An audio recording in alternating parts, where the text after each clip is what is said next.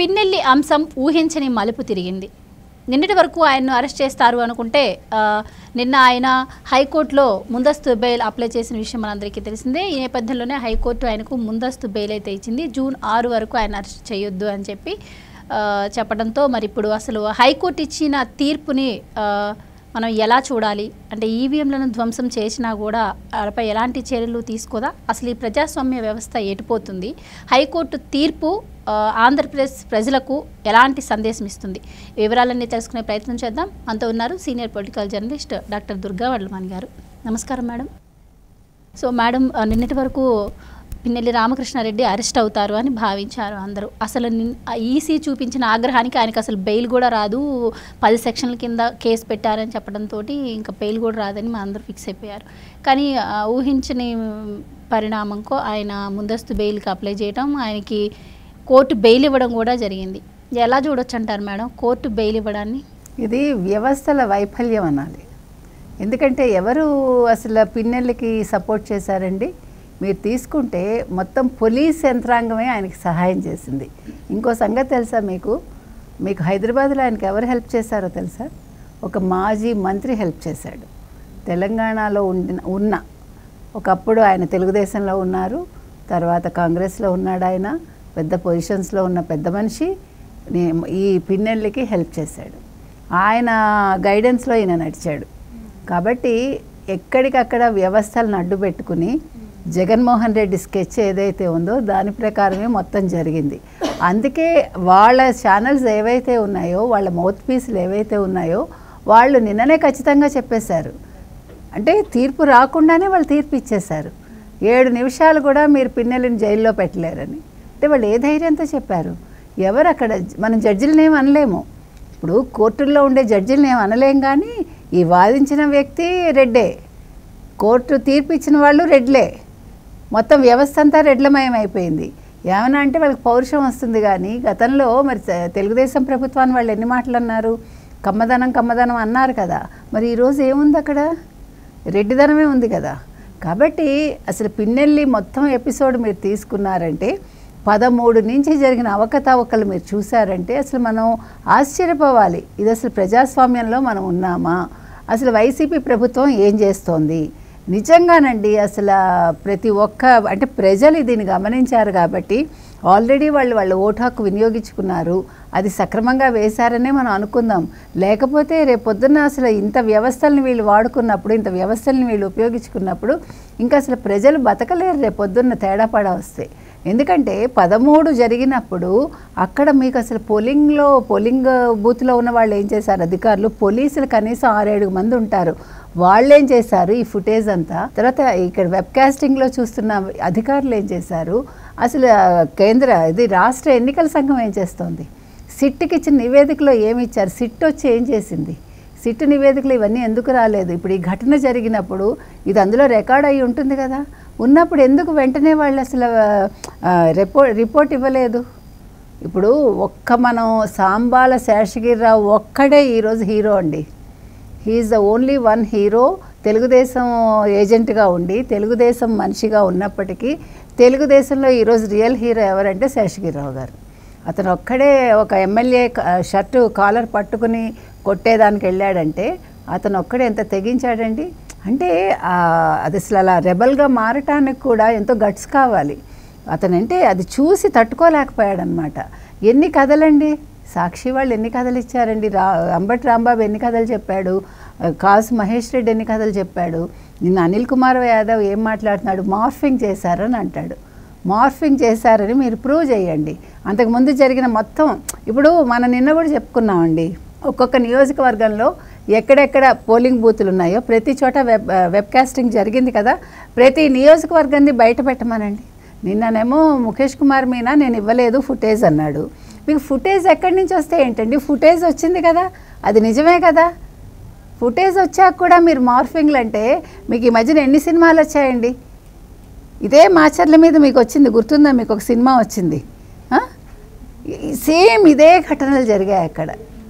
అతడు సినిమాలో ఒక ఇది ఉంటుంది. ఎన్ని సినిమాలండి, సినిమాల్లో ఉన్నవన్నీ కూడా ఈరోజు మాచర్లలో కావచ్చు, ఆంధ్రప్రదేశ్లో జరుగుతున్నాయి. అయితే ఇక్కడ కోర్టు ఇంకొక పాయింట్ కూడా మెన్షన్ చేసింది. ప్రజాస్వామ్య దేశంలో పోటీ చేసిన వాళ్ళకి అక్కడ కౌంటింగ్ రోజు అక్కడ ఉండటం బాధ్యత అని రాజ్యాంగంలో ఉంది కూడా అని చెప్పింది. అయితే రాజ్యాంగంలో మరి ప్రజాస్వామ్య దేశంలో ఒక ప్రజలకు భరోసాగా ఉండాల్సిన ఒక వ్యక్తి, ఒక ఎమ్మెల్యే ఈవీఎం బద్దలు కొట్టాలి అని చెప్పి కూడా మరి రాజ్యాంగంలో రాసిందంటారా?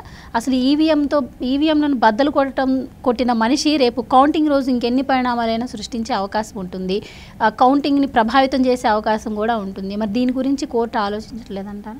మనం జడ్జిని మనం ఏం అనలేం కదండి, జడ్జిమెంట్ మీద మనం మాట్లాడలేం, లేకపోతే చాలా మాట్లాడచ్చు మనం. ఇప్పుడు ఈ రకంగా అసలు తీర్పు ఎవరు ఎక్స్పెక్ట్ చేయలేదు. ఇంకేముంది, ముఖేష్ కుమార్ మీనా ప్రెస్ మీట్ చూసాక ఎవరైనా ఏమనుకున్నారు? 10 సెక్షన్ల ప్రకారం పెట్టామంటే 7 ఏళ్ళు జైలు శిక్ష కన్ఫామ్ అన్నారు. మీకు ఒక ముఖ్యమంత్రికి ఒక చిన్న గులకరాయి వేస్తే అతని మీద 307 పెట్టేశారా? వెంటనే అరెస్ట్ చేసి అతను ఎక్కడ పెట్టాడో కూడా చెప్పలేదా? అతనితో పాటు వేరే వాళ్ళని పెట్టేసి 2 రోజులు దిక్కు దివాణం లేదా మనిషిని? ఇతను అసలు ఏమండి, పోలీసులు ఏం చేస్తున్నారు? హైదరాబాద్లో అతను ఇంటి బయట కాపలా కాయటం ఏంటండి? పోలీసులు ఇంట్లోకి వెళ్ళి అతన్ని పట్టుకోలేరా? అతను కారులో బయటకు వచ్చాక ఆ కారు వెంబడించి, కారులో మనిషి లేడు, సినిమాటిక్గా అంతా సినిమా పక్కీగా జరిగిందా లేదా మొత్తం? అంటే పోలీసులు ఇప్పుడు మొత్తం మనం నిన్న చెప్పుకున్నట్టుగా మొన్న చెప్పుకున్నట్టుగా పోలీసులే ఆయనకు సహకరించారండి. మాజీలు కావచ్చు, అక్కడ అసలు పోలీసులు కావచ్చు. ఇప్పుడు అంటే వాళ్ళు డే 1 నుంచి కాపాడారు ఆయన్ని. మనకి మే 13 ఏ రోజైతే ఎలక్షన్ జరిగిందో, ఎలక్షన్ రోజు అతను ఎప్పుడైతే ఈవీఎంలు ధ్వంసం చేశాడో ఆ రోజు నుంచి ఆయన కాపాడుకుంటూ వచ్చి ఇప్పుడు ఏమంటున్నారు వాళ్ళు? నేను ఇవాళ జడ్జిమెంట్ ఇచ్చే ముందు ఆ లాయర్ ఏమన్నాడు? గుర్తు తెలియని వ్యక్తులను పెట్టారు, కానీ ఇది వచ్చి నిన్న బయటకు వచ్చింది 21వ తారీఖున. అది కూడా ఇతను ఎవరు? లోకేష్ ట్విట్టర్లో వచ్చింది. లోకేషే ముందు బయట పెట్టాడు. అంతకుముందు మీడియాలో కూడా వచ్చింది, అది కాదు లెక్క. కానీ ఏంటంటే ట్విట్టర్లో వచ్చింది ఇది మార్ఫింగ్. దీని ముందు జరిగిన ఘటనలు చూపించలేదు. అందులో తెలుగుదేశం వాళ్ళు రిగ్గింగ్ చేశారు. సరే, ఎక్కడెక్కడ తెలుగుదేశం వాళ్ళు చేశారో మీరు చూపించవచ్చు కదా. ఇప్పుడు ఇవన్నీ క్లియర్ కట్గా బయటకు వచ్చి అతను పిలిచాడు కదా, శేషగిరిరావుని బయటికి పిలిచాడు కదా, ఏదో వార్నింగ్ ఇచ్చాడు కదా, నీ సంగతి తేలుస్తానని. ఆ శేషగిరిరావుని తర్వాత వాళ్ళ కార్యకర్తలు కొట్టారు కదా, తలకి కుట్లు పడ్డాయి కదా. కుట్లు పడ్డాక ఇంటికి వెళ్ళగలిగాడా? ఫోన్లో దుర్భాషలాడారు కదా, నీ సంగతి తేలుస్తామని. అతను ఎక్కడ పొలాల్లో దాంకున్నాడు కదా. అండ్ ఇంకో విషయం ఏంటి అంటే, శేషగిరిరావు తరపు లాయర్ కూడా నిన్న వాదించడం జరిగింది. తనపై దాడి చేశారు అని చెప్పి కూడా దానిపై కూడా కోర్టు ఏం ప్రస్తావించిన పరిస్థితి అయితే లేదు. ఇంప్లీట్ చేయమని అడిగారండి, కానీ దాని మీద ఏమీ మనకి ఇన్ఫర్మేషన్ రాలేదు. ఎందుకంటే మరి ఏం చేస్తారో అంటే దానికి పరంగా కఠిన నిబంధనలతోటి, కఠిన షరతులతోటి ఆయన ఉంచమని చెప్పి ఒకటి మాత్రమే చెప్పింది కోర్టు. అయితే మరి ఒక పక్క చూస్తే కఠిన షరతులే ఉన్నాయి, కఠిన నిబంధనలే ఉన్నాయి, ఎన్నికల కోడే నడుస్తుంది. ఎన్నికల కోడ్ నడుస్తున్నా కూడా ఎన్నికలు జరిగే టైంలో ఈవీఎంని బద్దలు కొట్టి శేషగిరిరావుని కొట్టడం కావచ్చు, లేడీస్ మీద దుర్భాషలాడటం కావచ్చు, ఇన్ని చేసిన వ్యక్తి ఎన్ని కఠిన షరతులు ఉంటే మాత్రం రేపు మరి పోస్టల్ బ్యాలెట్లను బద్దలు కొట్టరని ఏముంది, లేకపోతే కౌంటింగ్ జరిగే దగ్గర మరి టీడీపీ ఏజెంట్లపై దాడులు చేయడని ఏముంది చెప్పండి? ఏం చెప్తామండి, సిఆర్పిఎఫ్ బలగాలు పంపించారు, మరి వాళ్ళు ఏం చేస్తారో తెలియదు. బీజేపీ కూటమిలోనే ఉంది, మరి అన్నీ ఇలా జరుగుతున్నాయి. మనం ఎవరిని బ్లేమ్ చేయాలి? వ్యవస్థను బ్లేమ్ చేస్తారా, లేకపోతే కేంద్రాన్ని బ్లేమ్ చేస్తారా, లేకపోతే కేంద్ర ఎన్నికల సంఘాన్ని బ్లేమ్ చేస్తారా? ఇది నిజంగా విచిత్రమైన పరిస్థితి అండి. ఇంకో సంగతి ఏంటంటే, ఒకప్పుడు బీహార్ అంటే భయపడేవాళ్ళం మనం. ఈరోజు ఆంధ్రప్రదేశ్ బీహార్ని మించి తయారైంది అని మనం చెప్పుకున్నాం. ఎందుకు చెప్పుకున్నాం? ఇక్కడ ఐఏఎస్లు, ఐపీఎస్లు వీళ్ళందరూ కూడా బీహారే. జగన్మోహన్ రెడ్డికి పనిచేసిన వాళ్ళు కూడా బీహారీ వాళ్ళే.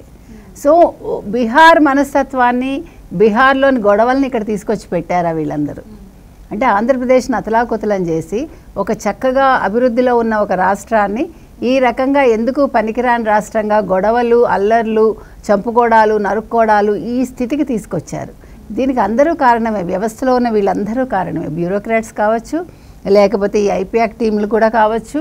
అంటే ఎవరికి వాళ్ళు ఒక వ్యక్తిని గెలిపించడానికి, వాళ్ళు డబ్బు సంపాదించుకోవటానికి, వాళ్ళకున్న తెలివితేటలతోటి వాళ్ళు రకరకాల మార్గాల్లో మనుషుల్లో ఒక చిచ్చు పెట్టి ఈ రాజకీయ నాయకుల అంటే మనస్తత్వాలను బట్టి వాళ్ళకి పనిచేసి రాష్ట్రం మాత్రం ఈరోజు అధోగతికి వెళ్ళిందండి.